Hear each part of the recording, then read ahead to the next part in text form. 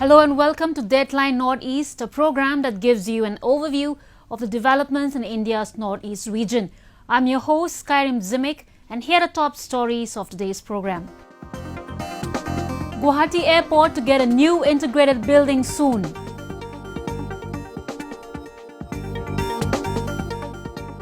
India-Bangladesh border guards vow to strengthen frontier vigil. And workshop held to revive wall paintings in Tripura. Gateway to Northeast India, Lokpriya Gobinath Bordalo International Airport is the biggest and busiest international airport of Northeast India. To meet the growing passenger traffic, a new terminal is being built, keeping in mind the infrastructural requirements of an expanding city. Guwahati International Airport, or the Lokpriya Gobinath Bordalo International, is a primary international airport of the northeastern states of India. It experiences huge traffic around the year. To meet the growing passenger traffic, a new integrated building is being constructed at a cost of Rs 1,232 crore. Once ready, the new terminal building will be capable of handling 4,300 domestic and 200 international passengers at peak hours, thereby enhancing the annual capacity from 6 million to 10 million. Inspired by Icarus, the Greek mythological figure, the airport roof is styled using the art of origami. The new terminal building is scheduled to be completed by June 2022.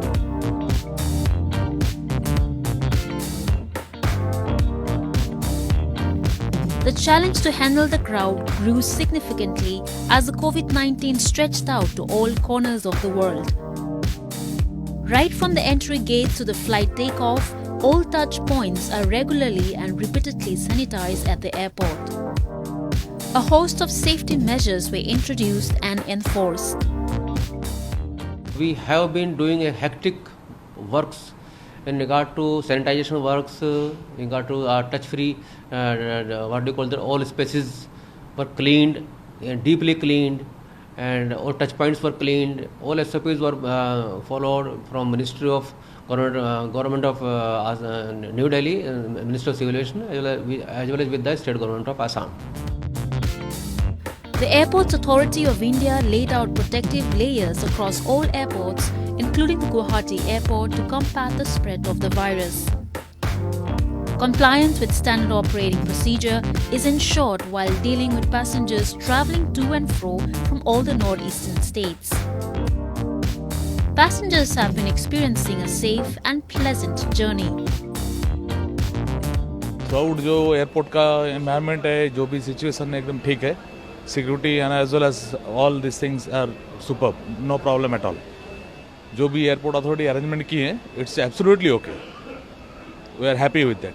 The entry has been hassle-free, so I'm yet to check in, but I'm sure it will be a similar experience. Under the current guidelines of the Assam government, all air passengers coming to Guwahati were being taken to the Saru Sajai Stadium via bus for a mandatory COVID-19 test. However, with the new COVID-19 screening center set up at Guwahati Airport, it will give relaxation to the passengers. In a recent border coordination conference of the Border Security Force and the Border Guard Bangladesh, an agreement has reached to fortify and bolster vigil along the frontiers and to jointly work more vigorously to counter cross-border crimes. A report. The Border Security Force and the Border Guard Bangladesh are responsible to fight against cross-border crimes.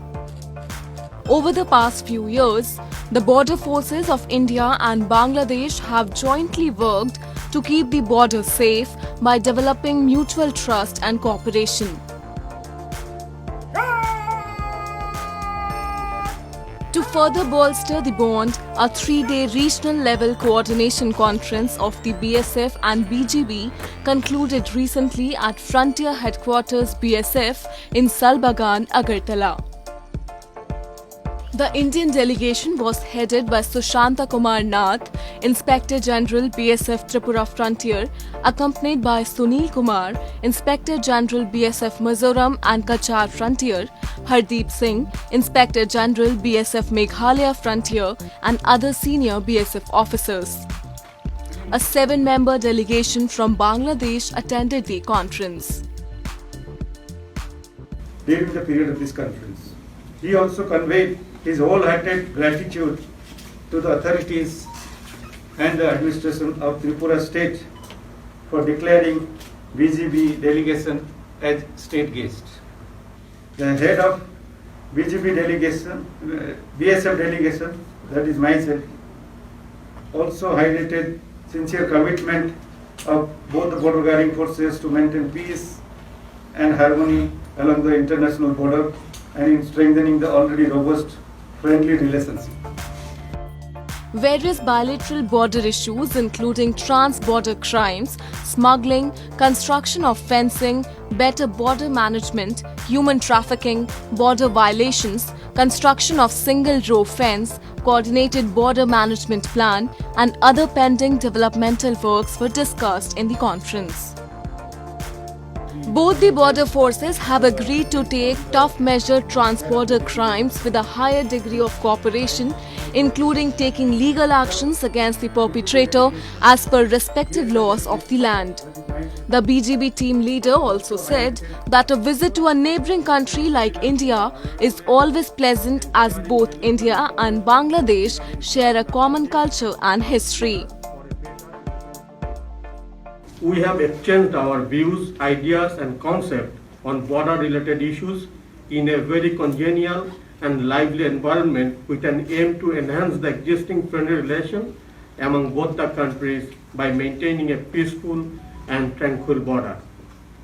Some important border-related issues were discussed in depth and efforts have been taken to curb the trans-border crimes.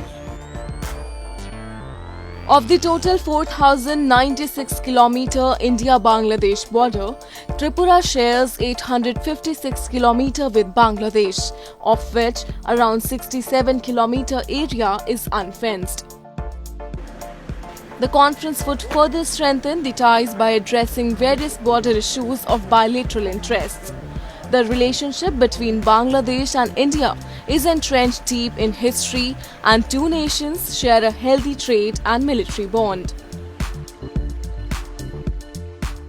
To promote the ancient Indian art and culture and also to sustain it for the future generation, a week-long painting workshop was recently held in a bordering village of Tripura. Let's have a look. Stroking paintbrush on the mud walls, these women are transferring their passion for creating rangolis, pattern created on the floor or the ground, into beautiful wall arts. To promote ancient Indian art and culture, Sanskar Bharati, Eastern Zonal Cultural Center, and Information and Cultural Affairs recently organized a 10-day wall painting workshop in the bordering Lankamura village located on the outskirts of Agartala city. এই যে ওয়ার্কশপটা হচ্ছে সেটার মূল লক্ষ্য হচ্ছে গ্রামীণ মহিলাদের যে শিল্পকর্ম, গ্রামেও কিন্তু অনেক মহিলারা রয়েছেন যারা অসাধারণ শিল্পে ওনাদের নিপুণতা রয়েছে, কিন্তু সেটা আমরা বাইরে কখনো আমরা সেটা প্রকাশ করার ওরা সুযোগ পায় না। তো সেগুলিকে মূল উদ্দেশ্য রেখে, আর তাছাড়া সবচেয়ে যেটা বড় কথা সেটা হচ্ছে গ্রামীণ সংস্কৃতিগুলো হারিয়ে যাচ্ছে, গ্রামীণ চিত্রকর্ম যেগুলো সেগুলো হারিয়ে যাচ্ছে। তো সেগুলোকে ধরে রাখার জন্য সংস্কার ভারতীর সেই উদ্যোগ এবং গ্রামীণ মহিলাদের এই ধরনের শিল্পকর্মে উৎসাহিত করা, তাছাড়া ওনাদেরকে এই সমস্ত কর্মে স্বাবলম্বী করে তোলা, সব কিছু মিলেই এই উদ্যোগটা নেওয়া হয়েছে। The workshop was participated by a large number of women and young girls from the rural areas. The participants already had some exposure as they usually draw rangolis in their courtyard during the festival, but wall painting, as they shared, is totally new for them. আমরা কাজটা সংস্কার ভারতী থেকে শেখা হইতাছে। আমরা 10 দিন training দেওয়া হইতাছে কাজটার জন্য। তার জন্য আমরা কিছু টাকাও পাইতাছি, মানে 8,000 টাকা করে পাইতেছি 10 দিনে। তো আমরা এই কাজটা শিখতে পারতেছি, স্যার তারা হেল্প করতেছে, তার মধ্যে আমরাও কিছু পারি, তারা পারার ইয়েতে মানে নতুন ডিজাইন স্যার তারা শেখাইতেছে, তার মধ্যে আমরাও ইয়ে করতে পারতেছি। Traditionally, various colored mud, clay, natural colors, and lime were used for these paintings. But as the time changed, the natural materials have been replaced with bright synthetic colors. This form of wall paintings has its own importance and usually depicts scenes of harvest, agriculture, and folklore of the northeast region.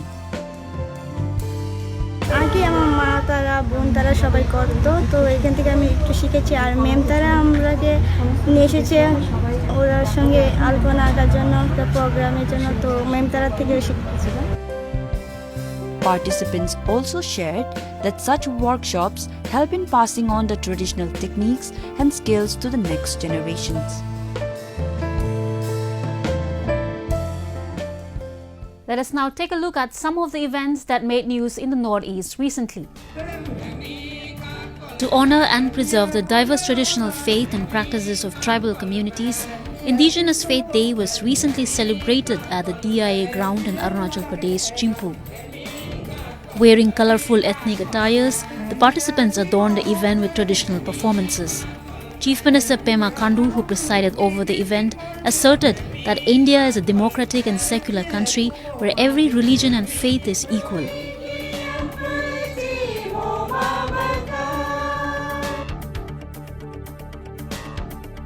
"92 students, including 49 girl students who scored the highest in various categories of Tripura Class 10 and 12 board examination in the year 2020, were awarded an iPad and certificate during the Chief Minister's Annual State Award for Academic Excellence 2020 at Rabindra Sadabakshiki Bhavan.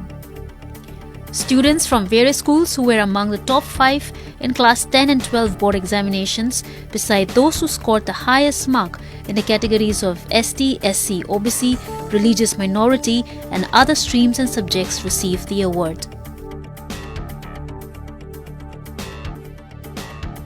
Nagaland is celebrating its 21st edition of the Hornbill Festival on a virtual platform for the first time due to the ongoing pandemic. The 5-day festival will last till 5th December. The virtual event will showcase a series of cultural programs during the next 5 days with content sourced from government archives. Dubbed as the Festival of Festivals, the Hornbill Festival, which has put the state on the global tourist map, is a 10-day annual cultural and tourism extravaganza that elaborately showcases a rich and diverse Naga ethnicity. To create awareness, especially among the youth, and also to break the stigma of AIDS, Tripura observed World AIDS Day. An awareness rally was organized by Tripura State AIDS Control Society in collaboration with Tripura State NSS Cell. The rally started from Umakanta Mini Stadium and went through the streets of capital Agartala. Meanwhile, in Assam, AIDS awareness rally was organized under the aegis of Dibrugarh District Administration and Health Department JT Moral Sangha, Chiring Chapori, Dibrugarh. In a major success in its crusade against smuggling activities, a joint team of Searchi Battalion of Assam Rifles under the aegis of Inspector General Assam Rifle East and Customs Department of Champhai recovered 5,600 kilograms of poppy seeds worth rupees 25,20,000 in local market near the Indo-Myanmar border. The vehicle along with the goods were seized and handed over to Customs Prevention Force for further legal proceedings. Upper Assam's first gas-insulated substation of Assam Power Distribution Company Limited was inaugurated at HS Road in Dibrugarh. The sub-centers, containing 2 transformers each with capacity of 33 by 11 kV and 10 MVA, is set up on an expenditure of Rs 7.50 crore, and it is expected to fill up the demand-supply gap of electricity in Dibrugarh while ensuring uninterrupted power supply. Moving on, to encourage the youth to join the National Cadet Corps and Armed Forces, an exhibition was held in the capital of Assam, Guwahati, on the National Cadet Corps Day. Here's more. The National Cadet Corps, the largest uniformed youth organization in the world, recently celebrated its 72nd Raising Day. To mark the day and also to motivate the youth to join the armed forces, NCC Group headquarters held an exhibition at Rabindra Bhavan in Guwahati, Assam. The event showcased the working and the significance of the National Cadet Corps by displaying uniforms and representative models. NCC is organizing this exhibition to showcase their talent as well as and the ways and means of joining the National Cadet Corps. It also showcases how to join the other defense armed forces of the country after joining the NCC. There are numbers of NCC avenues which are available, and this is the place in this exhibition. The NCC cadets of the Guwahati group, they are organizing this exhibition to showcase their potentials and also their ability, the ways and means of joining the Indian Armed Forces. The National Cadet Corps in India is a voluntary organization which recruits cadets from high schools, colleges and universities all over the country. The cadets are given basic military training in small arms and parades. It is a wonderful experience and opportunity for us to exhibit the NCC enclosures of all the wings of NCC for the public here, so that they can see and witness the various opportunities and the various benefits of joining NCC. And through this exhibition, we would like to encourage our youth to join NCC and to join the Indian Armed Forces to serve our nation. The multifaceted activities and varied curriculum of the NCC provides unique opportunities to the youth for self-development. A large number of Meitei Hindus from Manipur live in Tripura who celebrate Rass Lila, a festival of the love for Lord Krishna. The festival is celebrated every year on the full moon night or Purnima in the Hindu month of Kartik to mark Krishna's love for Radha. Have a look.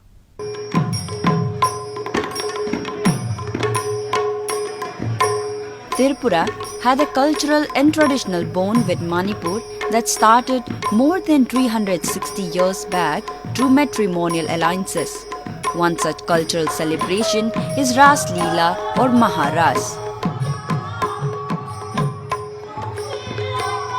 The Maharas celebration started in Tripura more than 2 centuries ago at Radha Madhav temple. In the recent 222nd Rass Lila celebrations, hundreds of Hindu Manipuris celebrated Maharas with much vigor and adoration.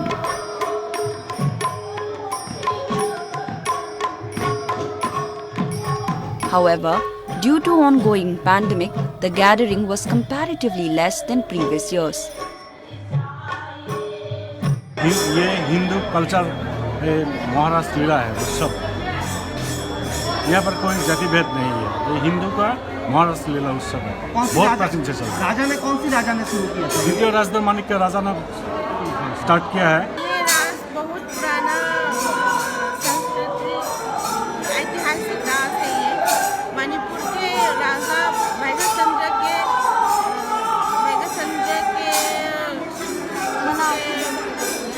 उसने ये रास पहला production किया है ये। According to legends, when the Maharaj of Tripura married a Manipuri princess, she brought the idols of Lord Krishna and Radha and established Radha Madhav temple in Tripura. On this day, Manipuri women donned in their colorful traditional dresses dance around the statues of Lord Krishna and Radha. The devotional songs are played throughout the night at local temples. During the reign of Maharaja Krishna Chandra Manakya in the late 18th century, the Bhakti movement had gained momentum, which was soaked in Manipuri culture. King regime, king rule, that there is to perform this kind of dance, which is called Rass Lila.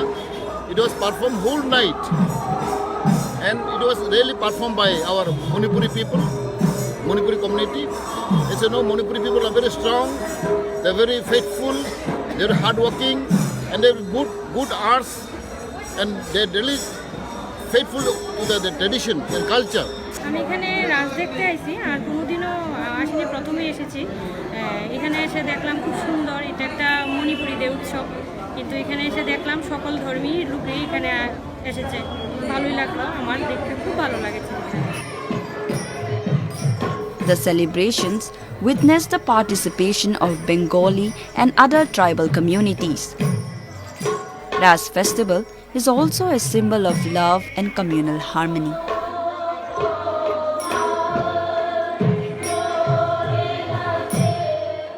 With that, we have come to the end of this episode of Roving Report. Do connect with us through our Facebook page and follow us on Twitter at anyindia_ANI. Like and subscribe Roving Report's YouTube channel, and don't forget to press the bell icon to get the latest news updates from the Northeast. I'm your host, Skyrim, signing off. Thank you so much for watching. Goodbye and take care.